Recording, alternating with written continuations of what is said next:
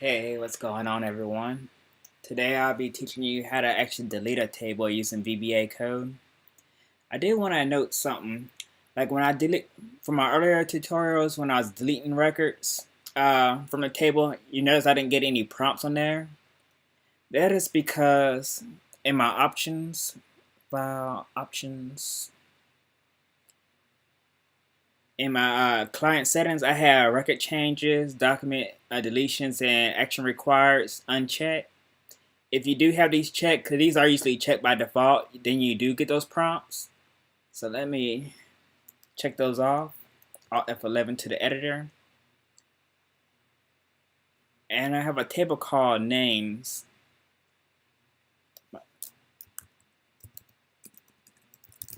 Put my name in there. I'm going to delete this record. So now when I run this delete table records function, I should get a prompt. It asks me if I want to delete it. I'm going to hit yes. And it still deletes. But if you do have these checked off and you still don't want to have those prompts when you're actually running the code, I'm going to put my name in there again. What you want to do is do command set warnings to false. And after you run the code, then if you want to turn it back on, you do command set warning true. So I'm going to run this again. You notice I didn't get any prompts. Alright, on to the tutorial to show you if a table, well, how to delete a table. So let's go ahead and create a function.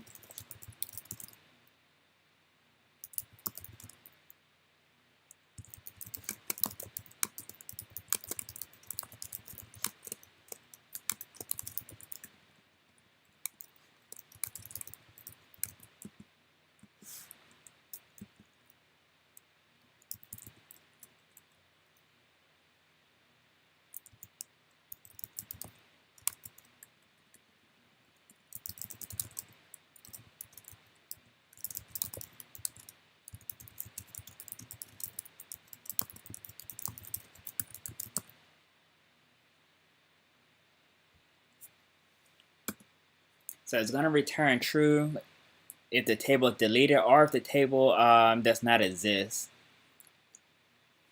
Because it's pretty much doing exactly what we want anyways. We wanted to get rid of the table. So we want to add some error handling.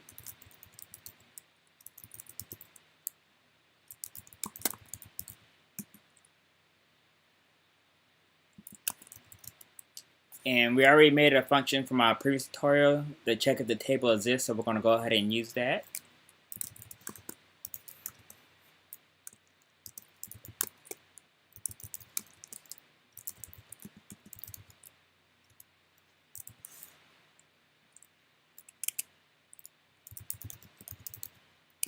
Then we're going to use the do command delete object method.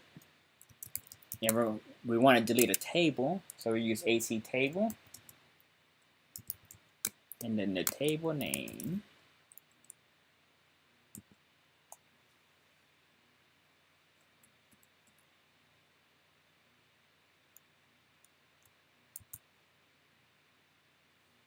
If we make it right here, we return true.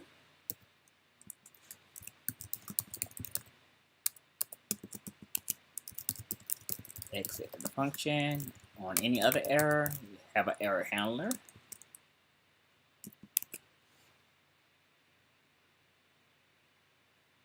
And I'm still copying and pasting over here.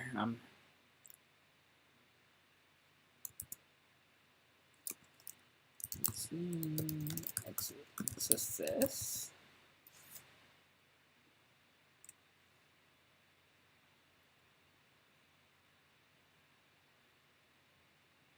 So if the table exists, we go ahead and delete the table. If it doesn't, it just jumps right here. The function still returns true. Even though I don't do delete underscore table equal false anywhere in the code, if it never returns true, by default it returns false. So let's test this thing out.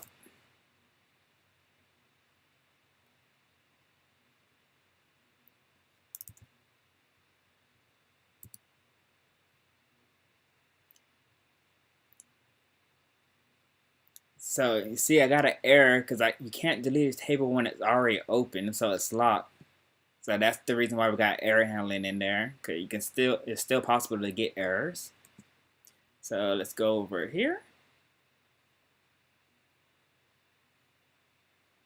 Now let's run that function again.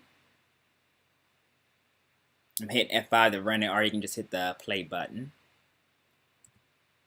You see it returns true. Go back over here. The table is gone. I'm going to create that table again. Do auto number.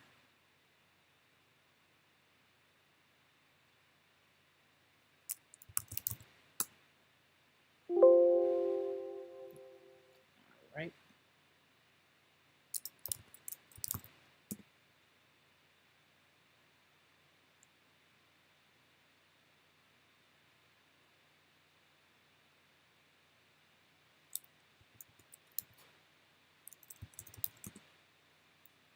All right. We may use this table in the next tutorial. All right. And I did say in this tutorial, I'll go ahead and make a function that actually debugs and prints the errors if there is an error. That way I don't have to keep copying this over and over again. Yeah, for proof of concept, we'll create a table name that doesn't exist. Well, a constant name for a table that doesn't exist, and run that function. It still should return true. And there we go. It'll only return false if there's some type of error that comes.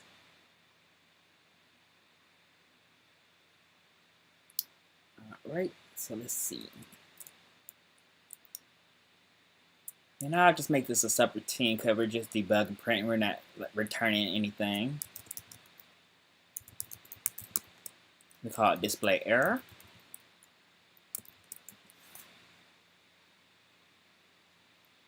I'll copy this.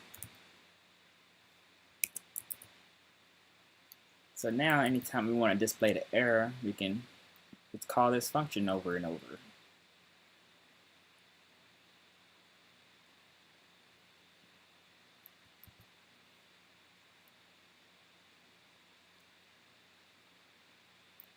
And whenever a function doesn't have parameters and you don't have any braces on there, you can just leave it like this. But a lot of times I like to use call right here to remind me that this is a function that we're running, or a subroutine that we're running.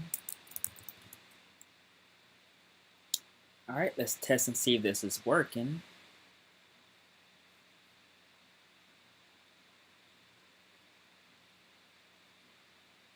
Try that on all mine. Alright. We'll go ahead and lock this table up again. We'll go to design view. And then we'll try to delete that table. Hit F5 to run this. Oh, since I have this one right here, the table name does not exist, so this table is already gone. But now we're on our names table. Go ahead, hit F5. Returns false. And you can see we still get this debug message, the error number, and the description. This makes the code a lot more shorter. And since we're doing this over and over again, it makes sense to make a subroutine or a function for this.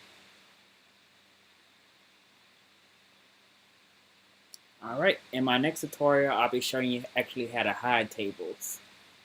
Alright, until next time.